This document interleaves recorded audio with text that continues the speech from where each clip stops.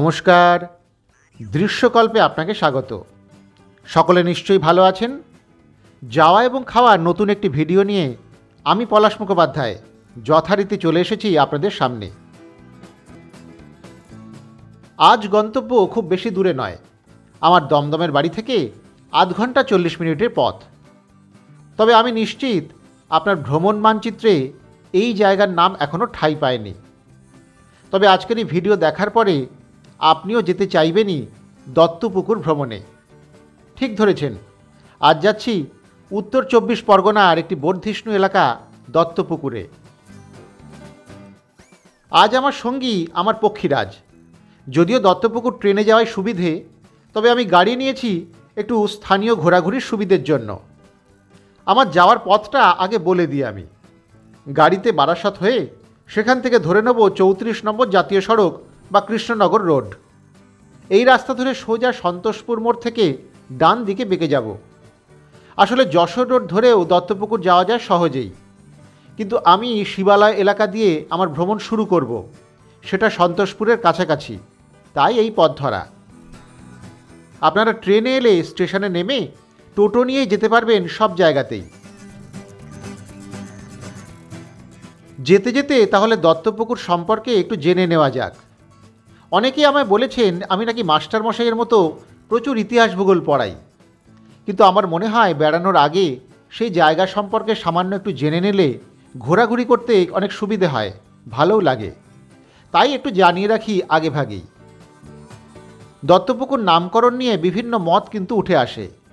এর মধ্যে সবচেয়ে জনপ্রিয় মতটি হল দত্তপুকুরের জমিদার দত্তদের 7টি পুকুর ছিল বর্তমান রেল স্টেশন যেখানে অবস্থিত সেইখানে। সেই 7টি পুকুর ভরাট করে স্টেশন তৈরি হয়। শর্ত ছিল দত্তদের পুকুর ভরাট করে স্টেশন হচ্ছে, তাই স্টেশনের নাম রাখতে হবে দত্তপুকুর। রেলওয়ে কোম্পানি দত্তদের শর্ত মেনে নিয়ে সেই স্টেশনের নাম রাখল দত্তপুকুর। কথা বলতে বলতে এর মধ্যে আমরা কিন্তু বারাসত চলে এসেছি। ডাকবাংলো মোড় থেকে ধরে নিয়েছি 34 নম্বর জাতীয় সড়ক। কলোনি মোড় হেলাবরতলা পেরিয়ে এই রাস্তা ধরে এগোবো আরও সামনের দিকে। এবারে আবার আলোচনায় ফিরি। কিন্তু দত্তপুকুরের এই নামকরণে একটু সমস্যা আছে, কারণ 1882 সালে দত্তপুকুর পর্যন্ত ট্রেন চালু হয়, অথচ তার আগে অনেক দলিল দস্তাবেজে দত্তপুকুর শব্দটি কিন্তু ব্যবহৃত হয়েছে। শুধু বাঙালিরাই নন, খোদ ইংরেজ লেখকরাও দত্তপুকুর শব্দটি নানান প্রসঙ্গে উল্লেখ করেছেন। যেমন প্রখ্যাত ইংরেজ লেখক W.W. হান্টার তার আ স্ট্যাটিস্টিক্যাল অ্যাকাউন্ট অফ বেঙ্গল বইতে দত্তপুকুরের উল্লেখ করেছেন, কিন্তু সেই বইটি লেখা হয়েছে 1875 সালের আগে। স্থানীয় গবেষক নীলরতন ঘোষ, সমীর কুমার বসুর লেখা থেকে জানা যায় জটাধর দত্ত প্রতিষ্ঠিত দিঘি বা পুষ্করিণী থেকেই এই গ্রাম দত্তপুকুর নামে অভিহিত হয়। নামকরণ নিয়ে একটা মতানৈক্য থাকলেও এখানে বসতি স্থাপনের পিছনে যে দত্তদের একটা ভূমিকা ছিল তা কিন্তু অস্বীকার করা যায় না। 1610 সালের পরে জটাধর দত্ত বাংলাদেশের নওয়াদা গ্রাম থেকে তৎকালীন আনোয়ারপুর পরগনার এই অঞ্চলে এলেন। সুবর্ণবতী বা সূক্ষ্মবতী বা এখনকার সুঁটি নদীর তীরে জঙ্গল সাফ করে বসতি গড়ে তুললেন তিনি। প্রতাপাদিত্যের কাছ থেকে প্রচুর ভূসম্পত্তি লাভ করে জমিদার হলেন। যে এলাকায় তিনি বসতি গড়ে তুললেন সেই স্থানটি ছিল নির্বান্ধবপুর। পরবর্তীকালে সেটাই নিবাধই বা নিবাধইতে পরিণত হয়। দত্তদের পাশাপাশি এই এলাকায় নাথ, ভদ্র, সরকার, চট্টোপাধ্যায় এরাও কিন্তু পুরনো বাসিন্দা। মোট কথা দত্তপুকুর বা নিবাধই কিন্তু বেশ প্রাচীন এবং বর্ধিষ্ণু এলাকা। আজ আমরা ঘুরে দেখব সেই সবই। চলে এসেছি সন্তোষপুর মোড়ে। এখান থেকে ডান দিকে বেঁকে যাব। এখান থেকে দত্তপুকুরের শিবালয় খুব কাছাকাছি। আমাদের প্রথম গন্তব্য হবে শিবালয়ের বুড়ো মায়ের মন্দির। দত্তপুকুর নামকরণের আরও একটা ব্যাখ্যা কিন্তু লোকমুখে শোনা যায়। ব্যাখ্যাটি হলো দত্তরা নাকি খুব পুকুর প্রিয় ছিলেন। 108টি পুকুর ছিল এদের অধীনে। কাছাকাছির মধ্যে দত্তদেরই এতগুলি পুকুর থাকায় এই অঞ্চলের নাম দত্তপুকুর হয়ে থাকতেই পারে।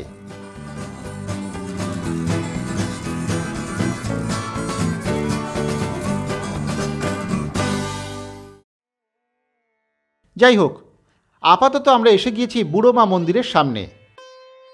নীলগঞ্জ গোলাবাড়ি রোডের ওপরেই এই মন্দিরটি বেশ প্রাচীন, তবে এর এখন আধুনিক রূপ। দত্তপুকুরের প্রাচীন পুজোগুলির মধ্যে অন্যতম বুড়োমার দালানের এই পুজো। লোকমুখে জানা যায় কৃষ্ণনগরের রাজা কৃষ্ণচন্দ্রের বংশধর শিবচন্দ্র রায় 350 বছর আগে দত্তপুকুরে এই দুর্গাপুজোর প্রচলন করেন। দত্তপুকুরের রায়বাড়ির এই পুজো স্থানীয়দের কাছে তাই বুড়োমার পুজো বলেই পরিচিত। প্রাচীন এই পুজোকে ঘিরে রয়েছে হাজার গল্পকথা। সেই সময় নৌকা বিহারে বেরিয়েছিলেন রাজা শিবচন্দ্র। ভাগীরথী হয়ে সুতি নদী ধরে এগোতেই ঝড় জলে আটকে পড়েন এই এলাকায়। ঝড় জলের সেই রাতে রাজাকে স্বপ্নে দেখা দেন মা দুর্গা, বলেন এখানেই তালপাতার ঘর বানিয়ে আমার পুজো কর। স্বপ্নাদেশ পেয়ে দেরি করেননি শিবচন্দ্র, দত্তপুকুরে তালপাতার কুড়ে ঘর বানিয়ে দেবী দুর্গার বোধন করেছিলেন। সেই সময় এক বৃদ্ধা পুজোর সব আচার পালন করেছিলেন বলে এই পুজোর নাম হয়ে যায় বুড়োমার পুজো। আমিও কিন্তু আজ এসে এক বৃদ্ধাকেই দেখছিলাম নিত্য পুজো জোগাড় করতে। এখনও কি সেই ঐতিহ্যই মেনে চলেছেন? জিজ্ঞাসা করতেই একটু হাসলেন তিনি। এই পুজোকে উপলক্ষ করেই দত্তপুকুরে বসতিও স্থাপন করেন রাজা। পরবর্তীকালে রাজা শিবচন্দ্রের নামেই দত্তপুকুরের এই অঞ্চলের নাম হয় শিবালয়। তবে এই নিয়েও ঐতিহাসিকদের মধ্যে মতভেদ আছে, কারণ মন্দিরের দেওয়ালে এর প্রতিষ্ঠাকাল রয়েছে 1710 সাল, অথচ রাজা শিবচন্দ্রের রাজত্বকাল 1782 থেকে 88 সাল পর্যন্ত। তাহলে এই মন্দির কিভাবে শিবচন্দ্র প্রতিষ্ঠা করতে পারেন? তবে এই সব তর্ক বিতর্ক থাকলেও বুড়োমার জনপ্রিয়তা কিন্তু এতটুকু কমেনি আজও। এখনও দুর্গাপুজোয় প্রচুর জনসমাগম হয় এখানে। কৃষ্ণনগরের রাজ পরিবারের নিয়ম মেনেই পুজো হয় এখানে।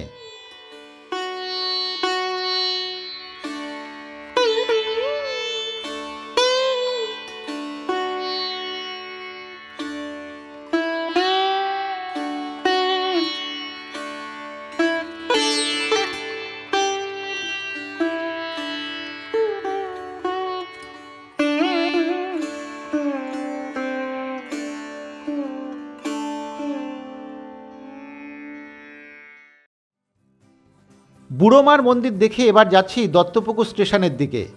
মন্দিরের সামনের এই রাস্তাই সোজা স্টেশন চলে গিয়েছে।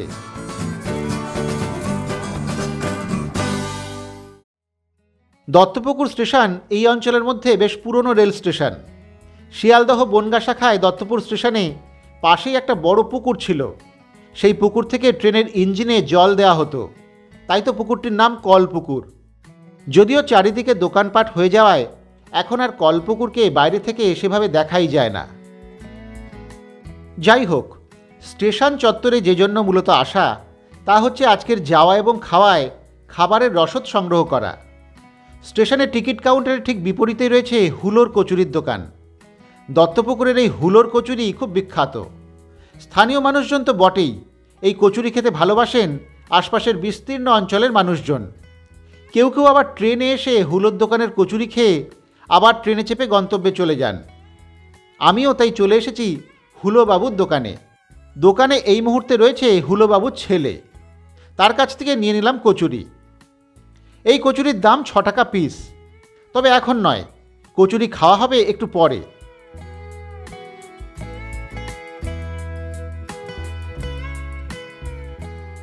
হুলোর কচুরির দোকানের থেকে ঢিলছোড়া দূরত্বেই আছে আদ্যা শক্তি মিষ্টান্ন ভাণ্ডার।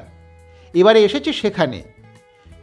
আগেই খোঁজ নিয়ে জেনেছিলাম আদ্যা শক্তির সিঙাড়া খুবই ভালো এই এলাকায়। সেই সিঙাড়া নিতেই আসা। দোকানে অনেক মিষ্টি আছে বটে, তবে আমি আপাতত আদ্যা শক্তির সিঙাড়াই খাবো। সিঙাড়ার দাম 7 টাকা পিস। মিষ্টি নেব অন্য দোকান থেকে।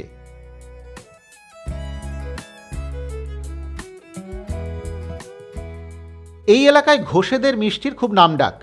বিশেষ করে রেলের লেভেল ক্রসিংয়ের পাশে ঘোষেদের দোকানের রসগোল্লার খুব খ্যাতি শুনেছিলাম, কিন্তু সেখানটায় গাড়ি রাখার একটু অসুবিধে। তাই আমি সেখান থেকে সামান্য এগিয়ে ঘোষেদের আরও একটা দোকানে এসেছি। এখান থেকে নিয়ে নেব সেই বিখ্যাত রসগোল্লা। সাদা এবং লাল দু রকমের রসগোল্লাই আছে এখানে। সাদা রসগোল্লা 10 টাকা পিস এবং লাল অর্থাৎ নোলেন গুড়ের রসগোল্লা 12 টাকা পিস। ঘোষেদের এই দত্তপুকুরের 3টে দোকান, স্টেশনের কাছেও একটা আছে। যাই হোক, বেশ কিছু খাবার দাবার নিয়ে নেওয়া হলো। এ সবই অবশ্য খাওয়া হবে বেশ কিছুটা সময় পরে। এবার এখান থেকে যাচ্ছি সিদ্ধেশ্বরী মায়ের মন্দিরে। এখান থেকে আমার গাড়িতে মিনিট 5 লাগবে বলছে গুগল।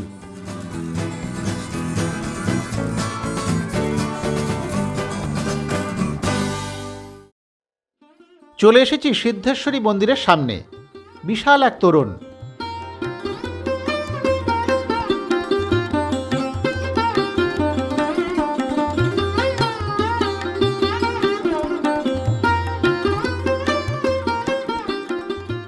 সেই তোরণের ভিতর দিয়ে ঢুকতেই মনটা বেশ স্নিগ্ধ হয়ে গেল। সুন্দর গাছগাছালির ছায়া ঘেরা মন্দির চত্বর, সামনে বিশাল একটা বট গাছ, নজর গেল সেদিকেই।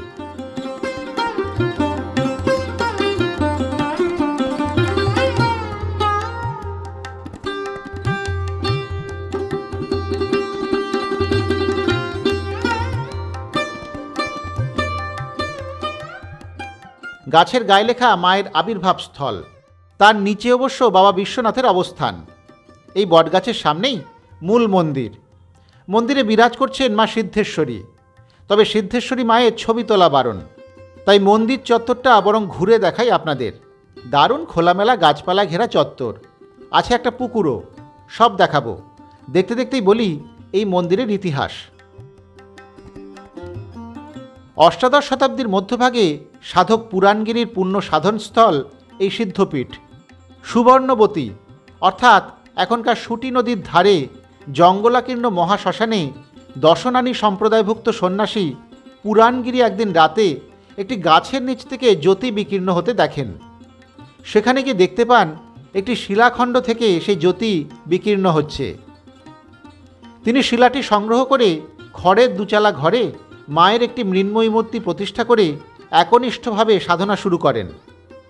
এরপরে নিয়মিত দেবী সেবার দায়িত্ব গ্রহণ করেন তৎকালীন স্থানীয় জমিদার রামজয় চট্টোপাধ্যায়।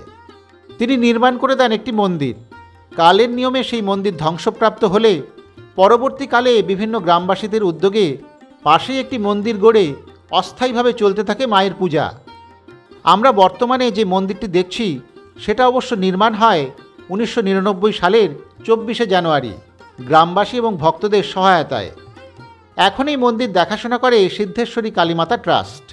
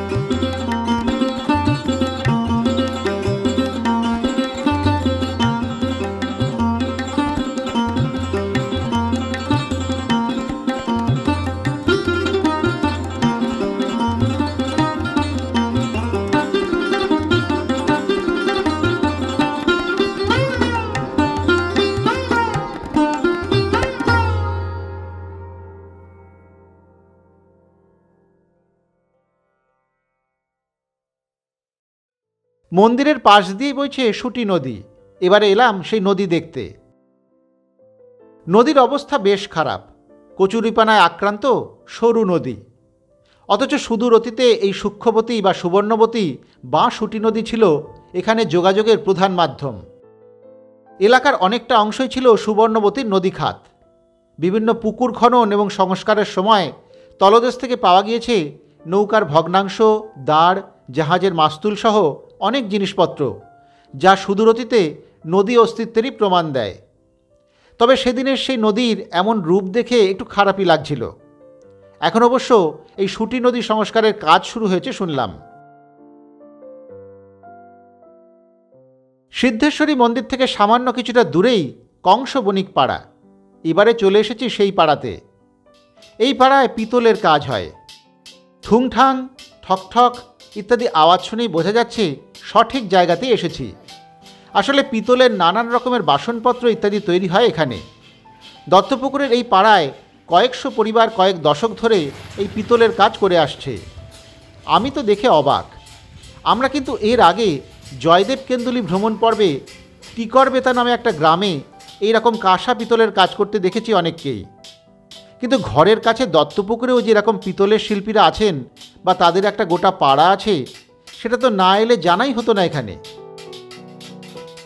বিভিন্ন বাড়িতেই চলছে পিতলের বিভিন্ন সামগ্রী তৈরির কাজ। খুব মন দিয়ে শিল্পীরা ওই কাজ করছিলেন। ঘুরে ঘুরে দেখছিলাম সেই সব। ছোট বড় নানান মাপের কারখানা রয়েছে কিন্তু এখানে। কেউ পিতলের কলসি তৈরি করছেন, কেউ বা হাঁড়ি, কোথাও আবার তৈরি হচ্ছে ছোট ছোট ঘট। কেউ পিটিয়ে পিটিয়ে সমান করছেন, আবার কেউ আগুনে দিয়ে গরম করে সেগুলিকে নানান রূপ দিচ্ছেন। মুগ্ধ হয়ে দেখছিলাম সেই সব কাজকর্ম। এখান থেকে মূলত বড় বাজারে পাইকারি হারে সমস্ত সামগ্রী চলে যায়, তবে আপনি চাইলে এখান থেকেও অনেকটা কম দামে এই পিতলের সামগ্রী কিনতেই পারেন।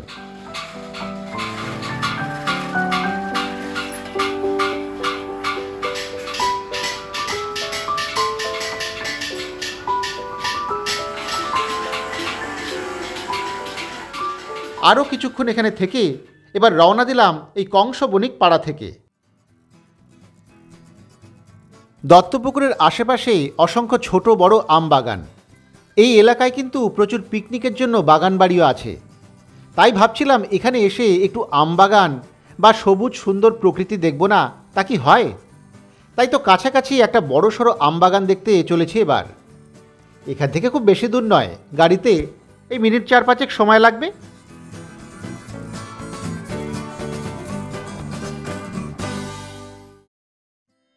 চলে এসেছি চড়কপাড়ার দিকে একটা আম বাগানের সামনে।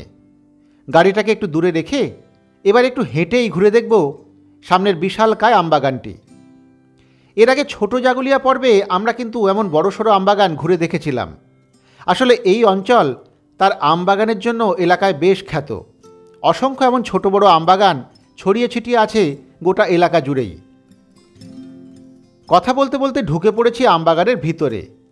এখন সবে আমের মুকুল এসেছে, তার একটা অদ্ভুত সুন্দর গন্ধ ছড়িয়ে আছে গোটা এলাকায়। এবারে দেখলাম প্রচুর মুকুল হয়েছে বিভিন্ন গাছে, ফলে আন্দাজ করা যায় এবারে আমের ফলন ভালোই হবে। আমবাগানটা বেশ পরিষ্কার পরিচ্ছন্ন, হাঁটতে ভালোই লাগছিল। মাঝে মধ্যে 2-1 মানুষজনেরও দেখা পাচ্ছিলাম। কেউ মাঠে গিয়েছিলেন কৃষিকাজের জন্য, আবার কেউ কৃষিক্ষেত থেকে ফসল তুলে নিয়ে ফিরছেন। বুঝলাম আমবাগানের ওপাশেই কৃষি ক্ষেতও আছে। আমার কিন্তু দারুণ লাগছিল এই ছায়ায় ভরা আমবাগানে এসে। আশপাশে কেউ কোথাও খুব একটা নেই, আর এখানে তেমন কোলাহল কিছু নেই। নিরিবিলি শান্ত সুন্দর একটা এলাকা। আমি যখন আমের মুকুল দেখতে ব্যস্ত, তখন আমায় পাশ কাটিয়ে দিব্যি চলে গেল ছাগলের দল। আসলে কোলাহলের মধ্যে থাকি তো আমি, তাই এমন শান্ত মায়াময় পরিবেশ আমায় খুব তৃপ্তি এনে দেয়।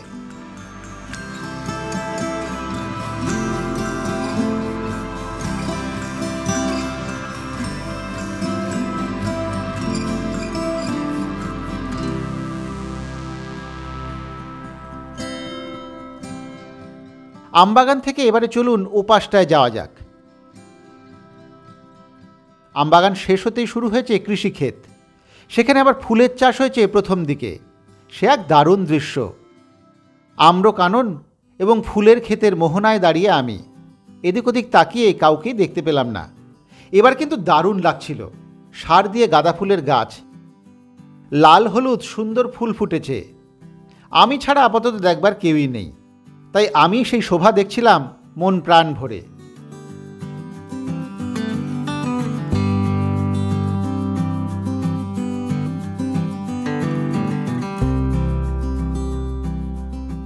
ফুলের ক্ষেত শেষ হতেই ওদিকে টমেটোর চাষ। গাছে গাছে ধরে আছে সবুজ টমেটো।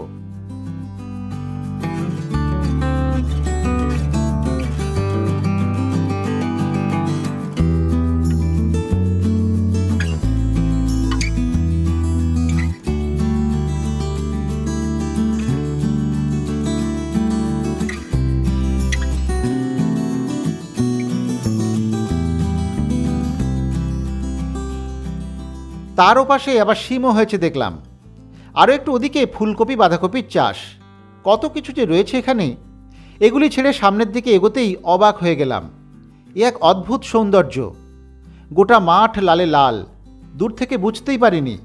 কাছে এসে দেখলাম গাছের সব টমেটো লাল হয়ে গিয়ে মাঠ ভরে এমন রক্তিম চেহারা নিয়েছে। আমি কোথাও দেখিনি এমন ক্ষেত ভরা লাল টমেটো।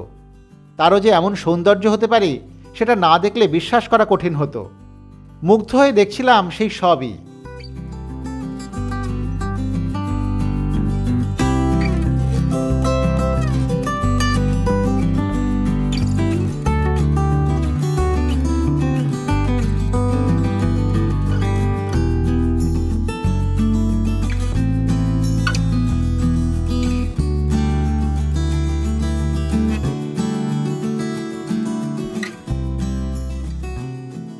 অনেকটা সময় প্রকৃতি দেখা তো হলো, এবার একটু খাওয়া দাওয়া করা যাক।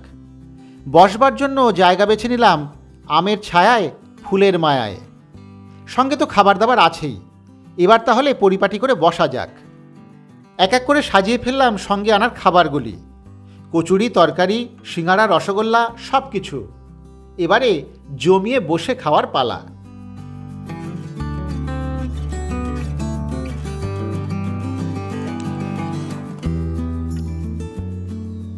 এখন তো মার্চ মাস, কাগজে কলমে হচ্ছে বসন্তকাল, কিন্তু অনুভূত হচ্ছে গ্রীষ্মের।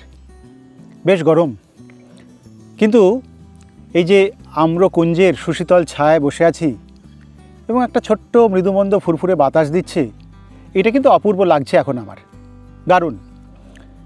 সবচেয়ে বড় কথা, একদম পেছনেই দেখুন, আমার পেছনে এই যে আমের মুকুল ধরে আছে গাছগুলিতে, একদম এবছর প্রচুর মুকুল এসছে।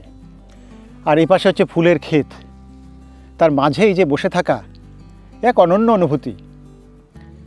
তার সঙ্গে উপরই পাওনা হচ্ছে একটু খাওয়া দাওয়া। খাওয়া দাওয়া তো আপনারা দেখেছেন, খাবার দাবার কিনে নিয়ে এসেছি, কিন্তু এইখানে বসে এই যে একটা বনভোজনের মজা নেওয়া এবং সেটা এইরকম একটা দারুণ পরিবেশে, এটা একটা দারুণ। একটু খাওয়া যাক তাহলে। খাওয়া আমরা তো অনেক কিছু নিয়েছিলাম, প্রথমে একটু নেওয়া যাক সিঙ্গাড়াটা। সিঙ্গাড়া হচ্ছে আদ্যাশক্তির সিঙ্গাড়া, বিখ্যাত। দুর্গাপুর, আমি যখন ওই দত্তপুকুরে আসবো, আমাকে অনেকেই বলেছিলেন যে আদ্যাশক্তির সিঙ্গাড়া কিন্তু খেতেই হবে। আদ্যাশক্তির সিঙ্গাড়া একটু সাদাটে গোছের, ভালো, এমনি খুব বেশি ভাজা না। দেখি কেমন খেতে।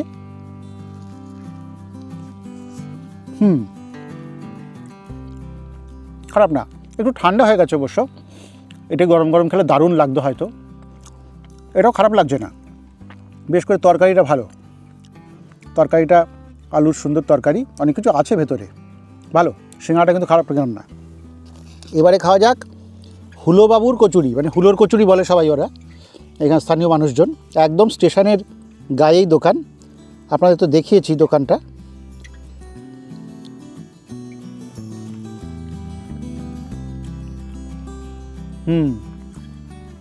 হুলোবাবুর কচুরির বিশেষত্ব হচ্ছে তার তরকারিটা দারুণ। ওরা আমায় বলেছিলেন নেওয়ার সময় যে তরকারি যদি নেন তাহলে একটু ঝাল ঝাল খেতে লাগবে, আর সঙ্গে ডালও দেওয়া হয়, ডাল নিলে একটু মিষ্টি মিষ্টি, কোনটা আপনি পছন্দ করেন। আমি তো ঝাল ঝাল তরকারিটাই নিয়েছি। ভালো, কচুরিটা ভালো। কেন এত লোকজন হুলোর কচুরি খেতে দত্তপুকুরে আসেন, অনেকে আবার ট্রেনে এসে কচুরি খেয়ে নেমে আবার ট্রেনে চলে যান, আমি শুনলাম। যাই হোক, কচুরিটি খারাপ না। এবারে রয়েছে রসগোল্লা। ঘোষের রসগোল্লা আমি শুনেছিলাম বিখ্যাত। ঘোষের এখানে 2-3টে দোকান আছে, তো আমি তাদের একটি দোকান থেকে নিয়েছি রসগোল্লা, সাদা এবং লাল, অর্থাৎ নলেন গুড়ের, দুটোই নেওয়া হয়েছে। সাদা রসগোল্লাটি একটু খাওয়া যাক।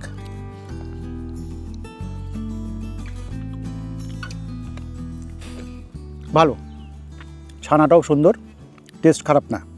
আর গুড়ের রসগোল্লাটি যদি একটু খাই,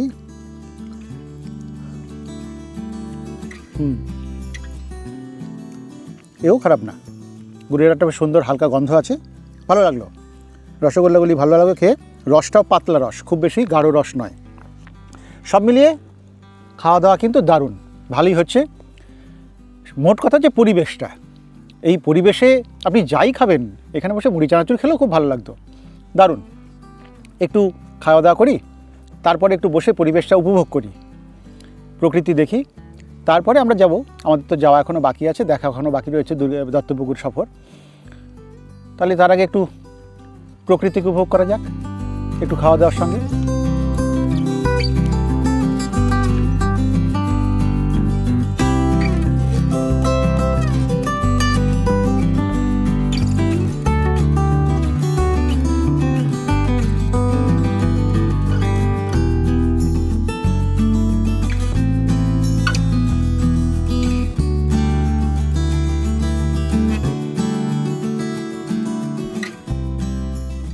প্রকৃতির সঙ্গে একটা দারুণ সময় কাটানো গেল। সত্যি এই ছোট ছোট সুখের জন্যই তো এই পৃথিবীতে বেঁচে থাকা। এবারে চলুন এখান থেকে রওনা দেওয়া যাক, এখনো অনেক কিছু দেখা বাকি আছে তো। এখান থেকে বেরিয়ে এবারে যাব একটু দূরে নাকশা কালী মন্দির দেখতে। আসলে কিছু দ্রষ্টব্য আছে এপারের নিবাধুই এলাকায়, কিন্তু এখন দুপুর হয়ে যাওয়ায় আমি আগে নাকশায় যাওয়ার সিদ্ধান্ত নিলাম, পরে আবার ফিরে আসব এই দিকে বিকেলবেলাতে। নাকশা যেতে গেলে যশোর রোড পেরিয়ে ওপাশে যেতে হয়, তাই আমি চলেছি যশোর রোডের দিকে।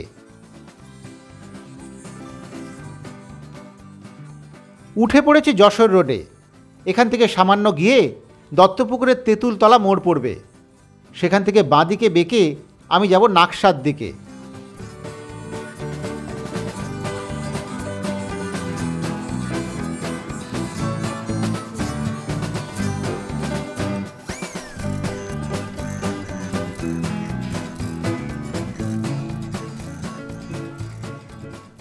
এখান থেকে 5 কিলোমিটারের মতো পথ। এটা অবশ্য গাড়ি থাকায় সুবিধেই হয়েছে। গাড়ি না থাকলে অবশ্য দত্তপুকুর থেকে টোটো বা কোনো গাড়ি নিয়ে আপনাকে যেতে হবে নাকশা এলাকায়।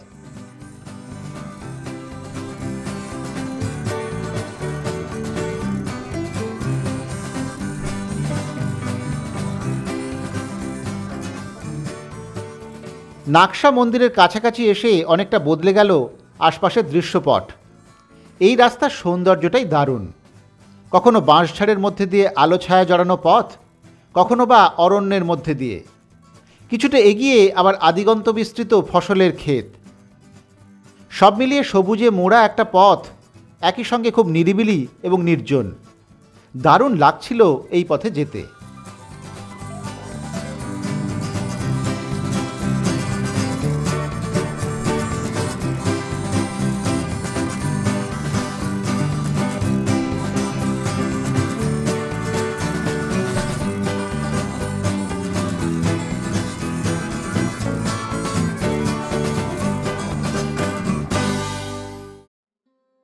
চলে এসেছি নাকশা কালী মন্দিরের সামনে।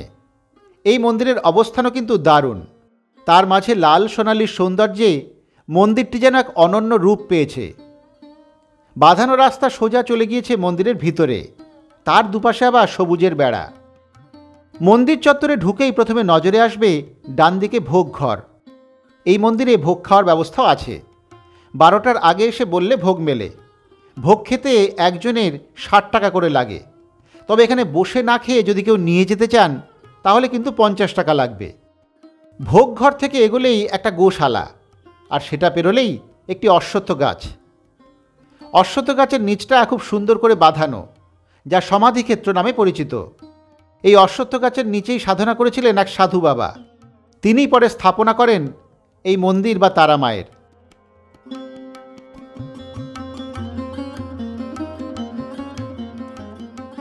অশ্বত্থ গাছ পেরোলেই ডান দিকে নজরে আসবে মূল মন্দিরটি। এই মন্দির তারা মায়ের। তবে এই চত্বরে শ্মশান থাকায় একে শ্মশানকালী মন্দিরও বলে থাকেন অনেকে। এই মন্দিরে একটা বিশেষ ব্যাপার হলো এখানে কিন্তু দক্ষিণা দেয়া বারণ। যাই হোক, মন্দিরটি কিন্তু বাইরে থেকে বেশ সুন্দর দেখতে, তবে এই মন্দিরে প্রতিমা বা ভিতরের ছবি তোলা বারণ। তাই আমি আপনাদের প্রতিমা বা ভিতরের ছবি দেখাতে পারলাম না, বরং মন্দির চত্বরটাই একটু ঘুরে দেখি চলুন।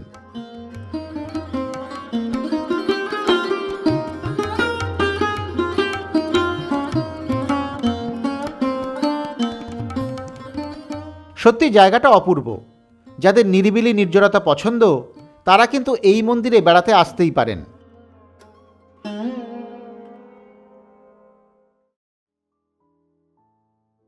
পাশ দিয়ে বইছে একটা ছোট্ট খাল। যদিও ঘাটের কাছে লেখা রয়েছে এটি বিদ্যাধরী নদী, তবে বাস্তবে এটি বিদ্যাধরী নদী থেকে বের হওয়া একটি খাল। তবে হ্যাঁ, এই খালে কিন্তু জোয়ার ভাটা হয়, সেটা আমিও ঘাটে বসে লক্ষ্য করছিলাম। এই সময় নদীতে জোয়ার এসেছে, একটু একটু করে জল বাড়ছিল ঘাটে।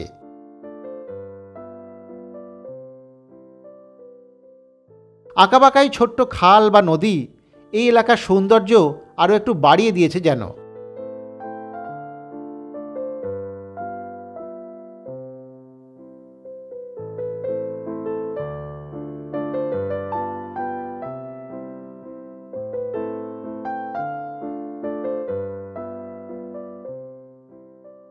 এই এলাকাটিও এত সুন্দর যে চট করে এখান থেকে চলে যেতে মন চাইছিল না, কিন্তু এখনও দত্তপুকুরে অনেক কিছুই দেখা বাকি, তাই এবারে রওনা দিতেই হবে এখান থেকে। নাকশা মন্দির থেকে রওনা দিয়েছি আমি, আবার সেই সুন্দর পথ বেয়ে এগিয়ে চলা।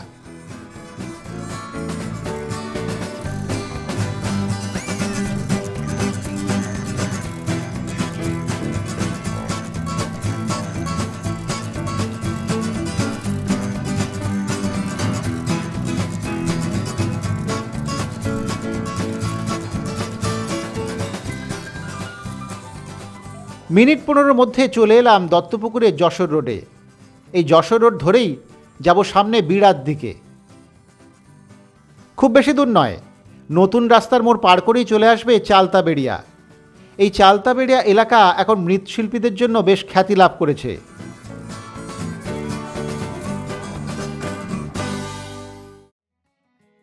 চলে এসেছি চালতাবেড়িয়া গ্রামে। দত্তপুকুরের এই এলাকায় যশোর রোডের ধার দিয়ে পরপর মৃৎশিল্পের সমাহার। প্রতিটি বাড়িতে তাকালেই দেখবেন কোনো না কোনো মৃৎশিল্পের কাজ চলছে। কোথাও তৈরি হচ্ছে দেবতার মূর্তি, আবার কোথাও মাটির সরা বা ঘট কিংবা চায়ের কাপ, জলের গ্লাস। আমিও একটু ঢুকে গেলাম তেমনই একটা কারখানায়, যেখানে তৈরি হচ্ছে একের পর এক মাটির গণেশ। অসংখ্য মানুষ কাজ করে চলেছেন এখানে। মূর্তি তৈরির বিভিন্ন স্তরে এক একজন ব্যস্ত তাদের কর্মদক্ষতায়। মগ্ন শিল্পচর্চার সেই ছবি মুগ্ধতা আনে। সে এক দেখবার মতো দৃশ্য বটে।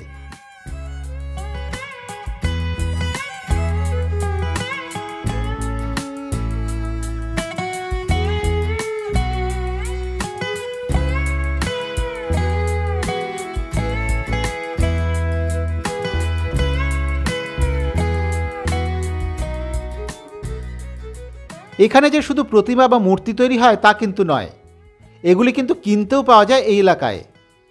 যশোর রোডের ধার ঘেঁষে রয়েছে এমন মৃৎশিল্পের বিভিন্ন দোকান, যেখান থেকে পাইকারি এবং খুচরো দুরকমভাবেই আপনি কিনে নিতে পারবেন আপনার পছন্দের সামগ্রীগুলি। অসংখ্য মানুষ কিন্তু দূর দূরান্ত থেকে দত্তপুকুরে এখন এই মাটির জিনিস কিনতেও আসেন। এটাও এই এলাকায় একটা দর্শনীয় বিষয়।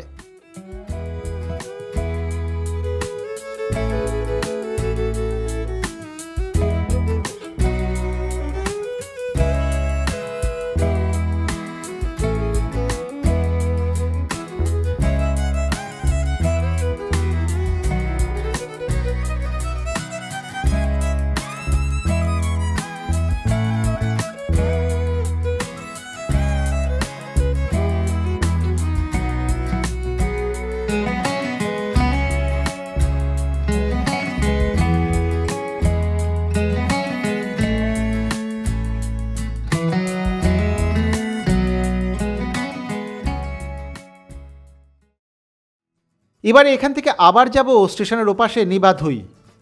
আসলে একটা বিষয় মনে খুব খোঁচা দিচ্ছিল। দত্তদের পুকুর, সেই নিয়ে দত্তপুকুর, তা সেই দত্তদের বাড়িটা একটু দেখব না, সেটারই একটু খোঁজ খবর করছিলাম। আমায় এ ব্যাপারে সাহায্য করলেন স্থানীয় শিক্ষক সুভাষচন্দ্র দাস। তাকে সঙ্গে নিয়ে এবার চলেছি নিবাধুইতে দত্তদের বাড়ি দেখতে।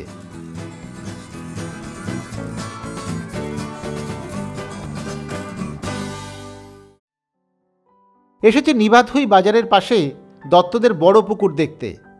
অনেকের মতে দত্তদের এই পুকুর থেকেই দত্ত পুকুরের নাম, যদিও সেই পুকুরে এখন দেখবার কিছুই প্রায় নেই।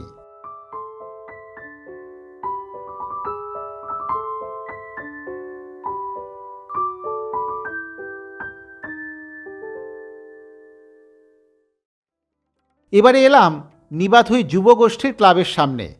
এখানে একটি মাঠ, এই মাঠেই দোল উৎসব হয়। দত্তপুকুরের দোল উৎসব কিন্তু বিখ্যাত। মাঠের এক কোণে রয়েছে চণ্ডী মণ্ডপ। দত্তদের বহু পুরনো দুর্গাপুজো হয় এখানে, সেটিও বেশ নামকরা পুজো। 400 বছরেরও বেশি বয়সের এই পুজো শুরু করেন জটাধর দত্ত। তার হাত ধরে এখানে বসতি গড়ে ওঠে। এই চণ্ডী মণ্ডপের পিছনের দিকেই দত্তদের বাস। তবে দত্তরা থাকলেও সেই প্রাচীন বাড়ি বা জমিদার বাড়ি কিন্তু আজ আর তেমন কিছুই অবশিষ্ট নেই।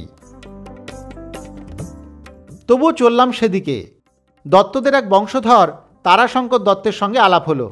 তিনি নিয়ে গেলেন মেজ তরফের বাড়িতে। সেখানেই সামান্য একটু পুরনো বাড়ির অংশ বেঁচে আছে এখনও। তবে সেটাও সংস্কারের ফলে আর পুরনোকে চেনা দেয়। কিন্তু দত্তপুকুরে এসে দত্তদের বাড়ি দেখব না তা তো হয় না, তাই এই বাড়ি দেখেই দুধের স্বাদ কিছুটা ঘোলেই মিটল। তবে দত্ত পরিবারের সদস্যদের ব্যবহার এবং আতিথেয়তার প্রশংসা করতেই হয়।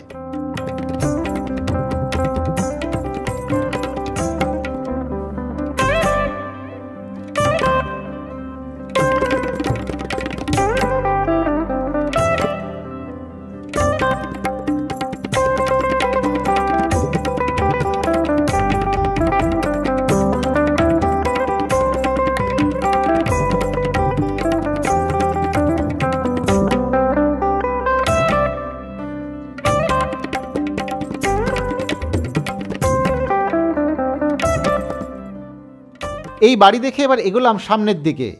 হরিসভা পার করে সামান্য এগোতেই নজরে পড়ল একটি প্রাচীন দুর্গা দালান। সেটা দেখতে একটু দাঁড়াতেই হলো। স্থানীয়দের মুখে শুনলাম এটি সরকার বাড়ির দুর্গা দালান, তবে তার বেশি আর তেমন কিছুই জানা গেল না। প্রাচীন এই দুর্গা দালানটি দেখতে খুব সুন্দর হলেও সেটির অবস্থা অবশ্য বেশ শোচনীয়। তবু ভগ্নপ্রায় ইমারত কালের ইতিহাসকে বয়ে নিয়ে এখনও দাঁড়িয়ে। এখানে অবশ্য দুর্গাপুজো আর হয় না শুনলাম।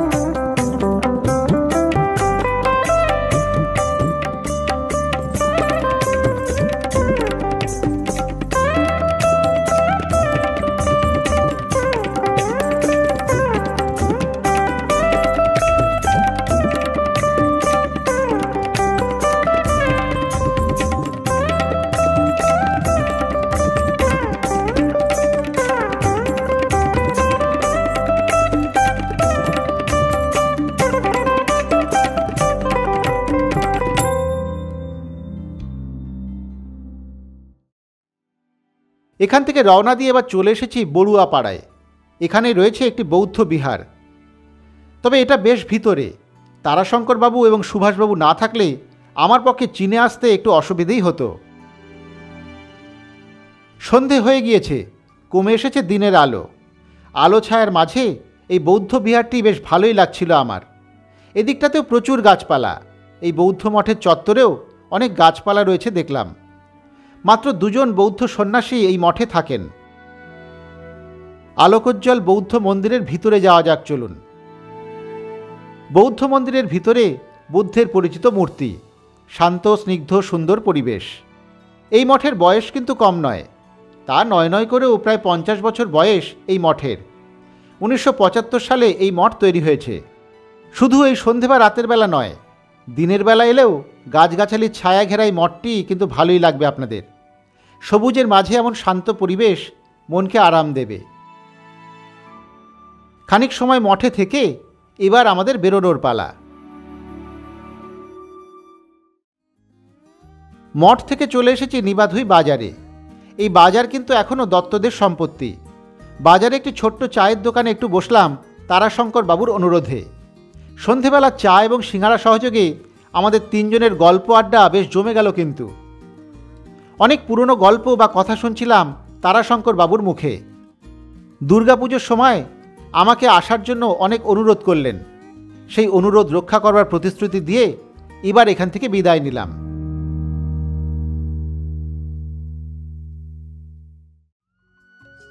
যে রাস্তায় আমি এসেছিলাম সেই রাস্তায় কিন্তু ফিরছি না। এবার আমি ফিরব যশোর রোড হয়ে।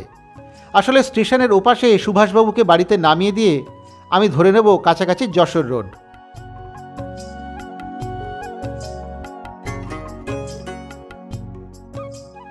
সুভাষবাবুকে নামিয়ে দিয়ে এবার আমার ফেরার পালা।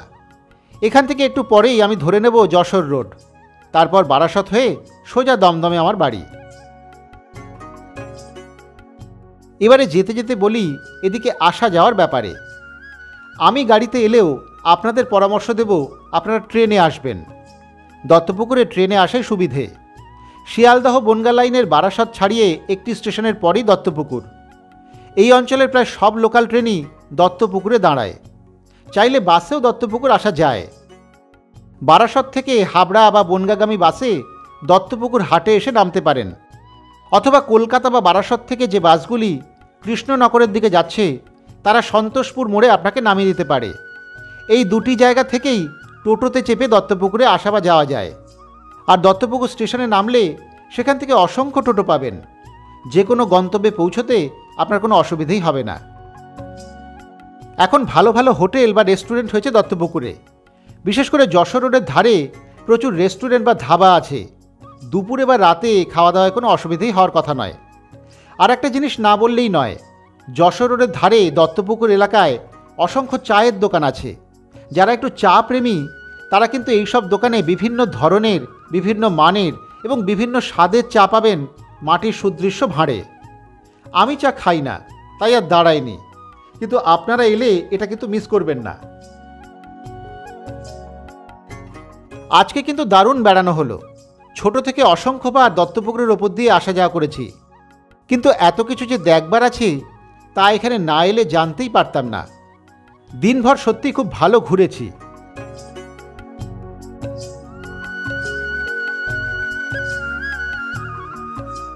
যশোর রোড ধরে আমি চলে এসেছি বাড়ির অনেক কাছাকাছি। আজ তাহলে এখানেই শেষ করি। আবার ফিরে আসব সামনের বুধবারে অন্য কোথাও যাওয়া এবং খাওয়া নিয়ে। ততক্ষণ সকলে ভালো থাকবেন, সুস্থ থাকবেন। এভাবেই দেখতে থাকবেন দৃশ্যকল্পের ইউটিউব চ্যানেল।